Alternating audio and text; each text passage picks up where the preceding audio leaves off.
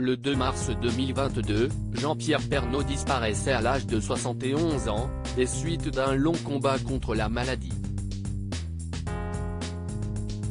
L'ancien présentateur du 13h de TF1 laissait derrière lui, son épouse Nathalie Marquet et ses 4 enfants.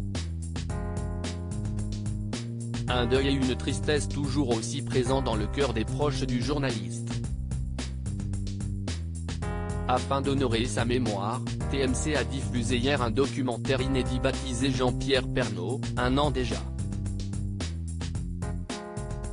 Ainsi, plusieurs personnalités ont tenu à partager leurs souvenirs avec le défunt journaliste qui vouait un amour sans faille aux régions françaises.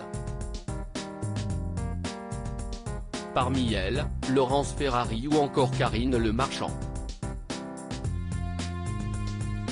CIST en 2000, dans un club de vacances, que la présentatrice de L'amour est dans le pré fait la connaissance de l'époux de Nathalie Marquet.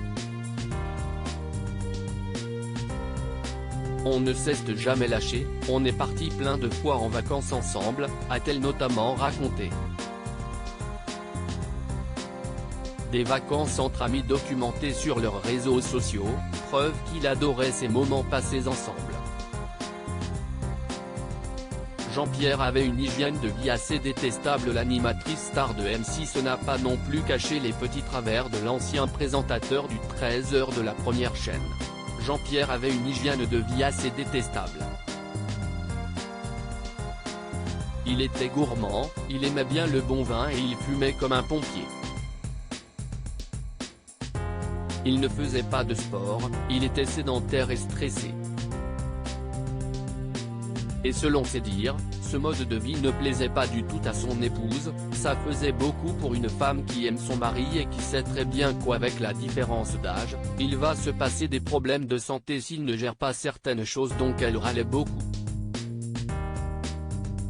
Il s'en foutait complètement. Il continuait. C'était vraiment un épicurien.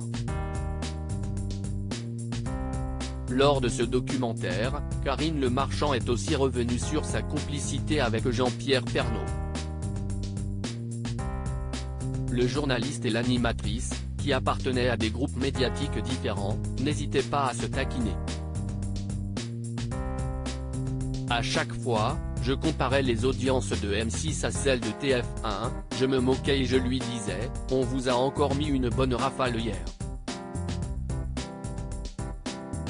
C'était notre truc au petit-déj tous les mardis, a confié l'animatrice, avec un sourire ému.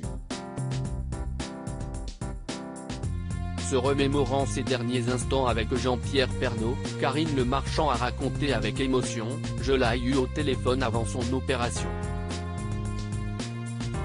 Il était toujours bonhomme en disant, ça va bien se passer, t'inquiète.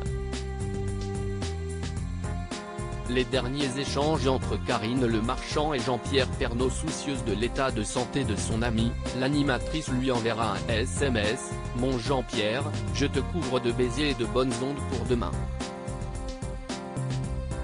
Je t'aime fort. Une dernière conversation avant le décès de Jean-Pierre Pernaut. C'était un homme formidable, un père formidable et un mari formidable. Un ami formidable. Les gens qui ont du caractère et qui crient quand ils ne sont pas contents, pour moi, CIST plutôt bien. C'était un homme d'une extrême gentillesse et d'une extrême générosité, d'une vraie simplicité.